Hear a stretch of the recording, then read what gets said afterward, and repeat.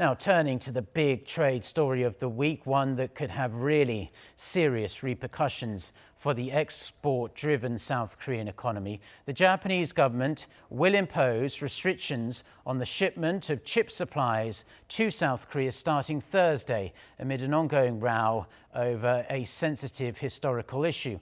While Japanese media reports that Tokyo is even considering expanding the list of restricted products, Seoul has started a legal review ahead of the possible filing of a complaint to the WTO. Lee Min-sun reports. The South Korean government is undertaking a legal review ahead of its plan to lodge a complaint with the World Trade Organization over Tokyo's recent announcement to impose restrictions on exports of chip supplies to South Korea.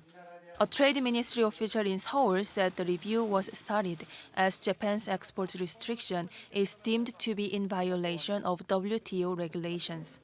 Japan's decision came after the South Korean Supreme Court ordered Japanese companies to compensate Korean victims for wartime forced labor during the Japanese colonial period.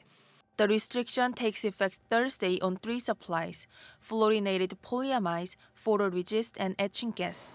These materials are needed to produce semiconductors and display screens for smartphones and TVs. In addition, Tokyo-based Kyodo News Agency reported Tuesday that Japan is considering adding more products to the export restriction list. They are likely be electronic components that can be used for military purposes. According to the report, Japanese authorities are in the process of removing South Korea from a wide list of countries that can buy electronic components from Japanese companies relatively easily. Japan's export restrictions could cause a trouble for Korean chip makers like Samsung Electronics and SK Hynix, as Japan controls 70 to 90% of the global production of the 3 materials. With only a day left until the new export restriction takes effect, South Korean firms are taking actions to minimize damage to their operations. The companies have dispatched representatives to Japanese suppliers to secure as many supplies as possible while identifying exactly which materials will be affected.